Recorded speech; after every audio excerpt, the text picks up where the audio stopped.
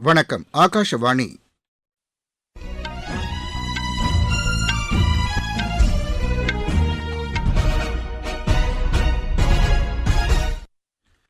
செய்திகள் வாசிப்பவர் ரெங்கநாதன். தலைப்புச் செய்திகள். மொரீஷியஸ், ஸ்லோவேக்கியா உள்ளிட்ட உலக நாடுகளின் தலைவர்களுடன் பிரதமர் திரு நரேந்திர மோடி இன்று இருதரப்பு பேச்சுவார்த்தை நடத்தியுள்ளார். நாட்டின் எல்லைப்பகுதி மேம்பாட்டிற்காக மத்திய அரசு பல வளர்ச்சித் திட்டங்களை செயல்படுத்தி வருவதாக உள்துறை அமைச்சர் திரு அமித் ஷா கூறியுள்ளார்.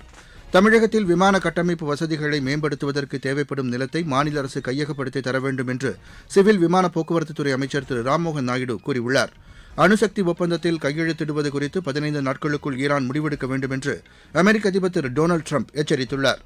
பெங்களூரு சர்வதேச டென்னிஸ் போட்டியில் இந்தியாவின் வைஷ்ணவி அத்கர் அரையிறுதிக்கு முன்னேறியுள்ளார். இனி விரிவான செய்திகள்.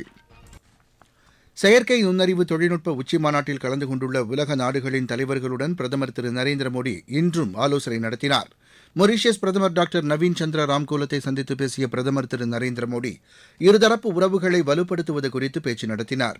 வளர்ந்து வரும் தொழில்நுட்ப மேம்பாடு, இரு நாட்டு மக்களுக்கு இடையேயான தொடர்புகள் உள்ளிட்ட விஷயங்கள் குறித்து அவர்கள் பேச்சு நடத்தினர். இந்தியா மொரீஷியஸ் சிறப்பு பொருளாதார தொகுப்பு திட்டங்கள் குறித்தும் ஆலோசனை நடத்தினர். மகாசாகர் திட்டம் மற்றும் அண்டை நாட்டிற்கு முன்னுரிமை அளிக்கும் கொள்கையின் அடிப்படையிலும் மொரீஷியஸ் நாட்டின் வளர்ச்சித் திட்டங்களை மேற்கொள்ள இந்தியா உறுதி பூண்டுள்ளதாக பிரதமர் தெரிவித்தார். ஸ்லோவாக்கியா குடியரசின் அதிபர் திரு பீட்டர் பெல்கிரினியை சந்தித்து பேசிய அவர் வர்த்தகம், முதலீடு, மின்னணு தொழில்நுட்பம், பாதுகாப்பு, விண்வெளி, எரிசக்தி, கலாச்சாரம் உள்ளிட்ட துறைகளில் இருதரப்பு ஒத்துழைப்பை மேம்படுத்துவதற்கான வாய்ப்புகள் குறித்து ஆலோசித்தார். இரு நாட்டு மக்களுக்கு இடையேயான தொடர்புகள் குறித்தும் விவாதிக்கப்பட்டது. இந்தியா ஐரோப்பிய யூனியன் இடையேயான தடையற்ற வர்த்தக ஒப்பந்தத்தின் அடிப்படையில் மேற்கொள்ளப்பட வேண்டிய நடவடிக்கைகள் குறித்தும் விவாதித்தனர். இருதரப்பினருக்கும் பயனளிக்கும் வகையில் மின்னணு தொழில்நுட்பம் உட்பட முக்கிய துறைகளில் மேற்கொள்ளப்பட வேண்டிய திட்டங்கள் குறித்தும் ஸ்லோவேக்கிய அதிபருடன் பிரதமர் திரு நரேந்திர மோடி ஆலோசனை நடத்தினார். இலங்கை அதிபர் திரு அனுரகுமார திசநாயக்கேவுடன் இருதரப்பு உறவுகள் குறித்து பிரதமர் திரு நரேந்திர மோடி ஆலோசனை நடத்தினார். இதுகுறித்து பிரதமர் வெளியிட்டுள்ள சமூக வலைதள பதிவில் எரிசக்தி, போக்குவரத்து, உட்கட்டமைப்பு மேம்பாடு, மருத்துவம், திறன் மேம்பாடு, கலாச்சாரம், நீல பொருளாதாரம் உள்ளிட்ட துறைகளில் இருதரப்பு ஒத்துழைப்புக்கான வாய்ப்புகள் குறித்தும் இலங்கை அதிபருடன் விவாதிக்கப்பட்டதாக தெரிவித்துள்ளார். இந்திய இலங்கை உறவுகளை மேம்படுத்துவது குறித்தும் இரு தலைவர்களும் இந்த சந்திப்பின்போது விவாதித்தனர். அசாம் மாநிலத்தில் இந்திய பங்களாதேஷ் எல்லைப் பகுதியில் அமைந்துள்ள நொட்டான்பூரில் எழுச்சிமிகு கிராமங்கள் 2ஆம் கட்ட திட்டத்தை உள்துறை அமைச்சர் திரு அமித் ஷா இன்று தொடங்கி வைத்தார். இந்நிகழ்ச்சியில் பேசிய அவர், நாட்டின் எல்லைப் பகுதியின் மேம்பாட்டிற்காக பிரதமர் திரு நரேந்திர மோடி தலைமையிலான அரசு பல்வேறு வளர்ச்சித் திட்டங்களை செயல்படுத்தி வருவதாக கூறினார். நாட்டின் 17 மாநிலங்களில் உள்ள 334 தாலுகாக்களில் எழுச்சிமிகு கிராமங்கள் செயல்படுத்தப்பட உள்ளதாக அவர் தெரிவித்தார். இதனால் 140 எல்லைப்புற கிராமங்கள் உட்பட 2000த்திற்கும் மேற்பட்ட கிராமங்கள் பயன்பெறும் என்று அமைச்சர் கூறினார். இந்திய பாகிஸ்தான் எல்லைப் பகுதியில் அமைந்துள்ள கிராமங்களிலும் இந்த திட்டம் தொடங்கப்பட்டிருப்பதாக அவர் தெரிவித்தார். அசாம் மாநிலத்தில் பல கிராமங்களில் சட்டவிரோத குடியேற்றம் நிகழ்ந்திருப்பதாக அவர் கூறினார். கடந்த 10 ஆண்டுகளில் சட்டவிரோத குடியேற்றத்தை தடுக்க பிஜேபி அரசு உறுதியான நடவடிக்கைகளை எடுத்துள்ளதாகவும் அவர் தெரிவித்தார். அம்மாநிலத்தை வெள்ளச்சேதத்திலிருந்து பாதுகாக்க அடுத்த 5 ஆண்டுகளில் புதிய கட்டுமானப் பணிகள் நிறைவேற்றப்பட உள்ளதாகவும் அமைச்சர் கூறினார். இம்மாநிலத்தில் சாலை போக்குவரத்து கட்டமைப்பு, சுற்றுலா மையங்கள் ஆகியவற்றை மேம்படுத்தவும் நடவடிக்கை எடுக்கப்பட்டுள்ளதாகவும் அவர் தெரிவித்தார்.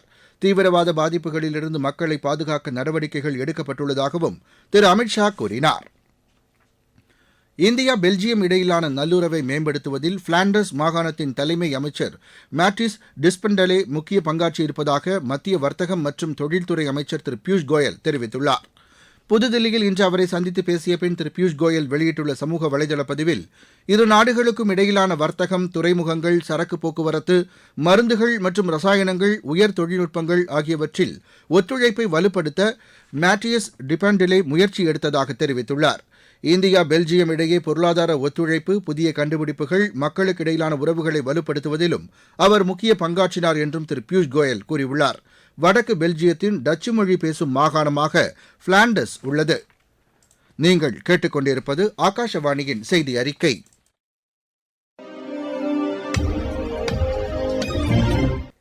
நேயர்களே, சென்னை அகில இந்திய வானொலியின் மாநில செய்திப்பிரிவு வழங்கும் சுழல் விளக்கு சனிக்கிழமை தோறும் காலை 7 மணிக்கு ஒலிபரப்பாகிறது. நடப்பு நிகழ்வுகளின் கட்டுரை வடிவிலான இந்த பகுதியில் நாளை இடம்பெறுகிறது செயற்கை நுண்ணறிவு தொழில்நுட்ப உச்சி மாநாடு குறித்த ஒரு பார்வை. பிரதான அலைவரிசையில் ஒலிபரப்பாக உள்ள இந்த நிகழ்ச்சியை கேட்க தவறாதீர்கள். தமிழகத்தில் விமான கட்டமைப்பு வசதிகளை மேம்படுத்துவதற்கு தேவைப்படும் நிலத்தை மாநில அரசு கையகப்படுத்தி தர வேண்டும் என்று சிவில் விமான போக்குவரத்துத்துறை அமைச்சர் திரு ராம்மோகன் நாயுடு கூறியுள்ளார். இன்று கோவை விமான நிலைய விரிவாக்கப் பணிகளை தொடங்கி வைத்த பின்னர் செய்தியாளர்களிடம் அவர் பேசினார். பயணிகளின் வசதிக்காக நூலகம் மற்றும் மலிவு விலை மருந்தகங்கள் இன்று தொடங்கப்பட்டுள்ளதாக அவர் கூறினார். தமிழகத்தின் விமான கட்டமைப்பு வசதிகளை மேம்படுத்துவதற்கு பிரதமர் கூடுதல் முக்கியத்துவம் அளித்துள்ளதாகவும் திரு ராம்மோகன் நாயுடு தெரிவித்தார். இந்தியா அமெரிக்கா இடையிலான இருதரப்பு வர்த்தக ஒப்பந்தம் விரைவில் இறுதி செய்யப்படும் என்று வெளியுறவுத்துறை அமைச்சகம் தெரிவித்துள்ளது. புதுதில்லியில் செய்தியாளர்களிடம் இதனை தெரிவித்த அமைச்சகத்தின் செய்தித் தொடர்பாளர் திரு ரந்தீர் ஜெய்ஷ்வால், அடுத்த வாரத்தில் அமெரிக்காவுடன் பேச்சு நடத்துவதற்கு இந்திய குழுவினர் செல்ல இருப்பதாகவும் கூறினார். வெனிசுலாவிலிருந்து எண்ணெய் இறக்குமதி செய்வது குறித்து ஆராய்ந்து வருவதாக தெரிவித்த அவர், வர்த்தக ரீதியாக இந்தியாவிற்கு இது லாபகரமாக இருக்கும் என்றும் கூறினார். அண்மையில் நடந்த பங்களாதேஷ் தேர்தலில் வெற்றி பெற்று பிரதமராக பதவியேற்றுள்ள திரு தாரிக் ரஹ்மானுக்கு வெளியுறவுத்துறை சார்பில் தமது வாழ்த்துக்களை தெரிவிப்பதாகவும் அவர் கூறினார். மக்களவைத் தலைவர் திரு ஓம் பிர்லா இந்தியா சார்பில் பங்களாதேஷ் பிரதமர் மற்றும் அவரது அமைச்சரவை பதவியேற்பு நிகழ்ச்சியில் கலந்து கொண்டார் என்றும் தெரிவித்தார். பங்களாதேஷில் ஜனநாயக ஆட்சி மலரவும் முன்னேற்றப் பாதையில் செல்லவும் இந்தியா தொடர்ந்து ஆதரவு அளிக்கும் என்றும் திரு ரந்தீர் ஜெய்ஷ்வால் கூறினார். ராஜஸ்தான் மாநிலம் ஜெய்ப்பூரில் இந்திய விமானப்படையின் சிறப்புமிக்க சாகச காட்சியை மக்கள் இன்று கண்டுகளித்தனர். சாரங் ஹெலிகாப்டர், சூரியகிரண், ஏரோபேட்டிக் அணியினர் நடத்திய விமான சாகசங்கள் மக்களை வெகுவாக கவர்ந்தன. சாரங் படையின் 5 ஹெலிகாப்டர்கள் இந்த சாகசத்தில் ஈடுபடுத்தப்பட்டன. உள்நாட்டிலேயே ஹிந்துஸ்தான் ஏரோநாட்டிக்ஸ் நிறுவனத்தில் தயாரிக்கப்பட்ட இந்த ஹெலிகாப்டர்கள் வானில் துல்லியமாக சென்று தாக்கும் திறன் பெற்றவையாக உள்ளன. தரையிலிருந்து குறைந்த உயரத்தில் பறப்பதிலும் ஒன்றிணைந்து செயல்படுவதிலும் திறன்மிக்கவைகளாக இந்த ஹெலிகாப்டர்கள் உள்ளன. சூரியகிரண் ஜெட் விமான சேவையையும் மக்கள் கண்டுகளித்தனர். 100 அடி உயரத்திலிருந்து 1000 அடி உயரம் வரை சாகச குழுவினர் பறந்து சாதனை படைத்தனர். உலக அளவில் 800க்கும் மேற்பட்ட விமான சாகசங்கள் சூரியகிரண் விமான குழுவினரால் நடத்தப்பட்டுள்ளது குறிப்பிடத்தக்கது. ஜார்க்கண்டில் 3வது துணை நிதிநிலை அறிக்கையை அம்மாநில நிதியமைச்சர் திரு ராதாகிருஷ்ண கிஷோர் சட்டப்பேரவையில் இன்று தாக்கல் செய்தார். மாநிலத்தில் மேற்கொள்ளப்பட்டு வரும் பல்வேறு வளர்ச்சித் திட்டங்களுக்கு கூடுதல் நிதியாகவும் நிலுவையில் உள்ள திட்டங்களை முடிக்கவும் மொத்தம் 6450 கோடி ரூபாய் நிதி 3வது கட்டமாக விடுவிக்கப்பட்டுள்ளது. இந்த நிதியின் மூலம் மாநிலத்தின் வளர்ச்சிக்கான திட்டங்கள் முடுக்கிவிடப்படும் என்று மாநில அரசு தெரிவித்துள்ளது. கேள்வி நேரத்தின் போது மாணவர்கள் மற்றும் பொதுமக்கள் தேவைகளுக்கான பல்வேறு கேள்விகளுக்கு அமைச்சர்கள் பதிலளித்தனர். அணுசக்தி ஒப்பந்தத்தில் ஈரான் விரைந்து முடிவெடுத்து கையெழுத்திட வேண்டும் என்று அமெரிக்க அதிபர் திரு டொனால்டு ட்ரம்ப் வலியுறுத்தியுள்ளார். வாஷிங்டனில் இன்று செய்தியாளர்களிடம் பேசிய அவர், 15 நாட்களுக்குள் ஈரான் இதுகுறித்து முடிவெடுக்காவிட்டால் கடுமையான விளைவுகளை அந்நாடு சந்திக்க நேரிடும் என்றும் கூறினார். எல்லைப் பகுதியில் நிறுத்தப்பட்டுள்ள அமெரிக்க படைகள் மீது ஈரான் தாக்குதல் நடத்தினால் தக்க பதிலடி தரப்படும் என்றும் அவர் எச்சரித்தார். பதற்றத்தை குறைக்கும் முயற்சிக்கு ஈரான் முன்வர வேண்டும் என்றும் திரு டொனால்டு ட்ரம்ப் கூறினார். பெங்களூருவில் நடைபெற்று வரும் சர்வதேச டென்னிஸ் போட்டியில் இந்தியாவின் வைஷ்ணவி அத்கர் அரையிறுதிக்கு முன்னேறியுள்ளார். மகளிர் ஒற்றையர் பிரிவு காலிறுதி ஆட்டத்தில் அவர் 6-3, 1-6, 6-4 என்ற செட் கணக்கில் ஆஸ்திரேலியாவின் டைலா பரஸ்டனை வென்றார். உகாண்டா சர்வதேச சேலஞ்ச் பேட்மிண்டன் போட்டியில் இந்தியாவின் ரகு மாரிசாமி காலிறுதிக்கு முந்தைய சுற்றுக்கு முன்னேறியுள்ளார். ஆடவர் ஒற்றையர் பிரிவு முதல் சுற்று ஆட்டத்தில் அவர் 21-9, 21-7 என்ற செட் கணக்கில் ஐக்கிய அரபு எமிரேட்ஸின் ஷஷாங் சாய் முனாய்கை வென்றார்.